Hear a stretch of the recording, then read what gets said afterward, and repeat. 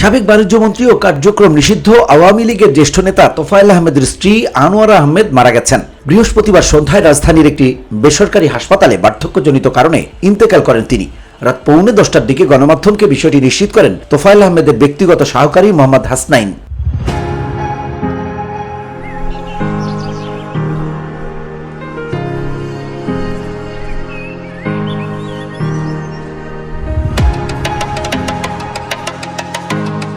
আনোয়ারা আহমেদ দীর্ঘদিন ধরে কিডনিজনিত রোগে ভুগছিলেন।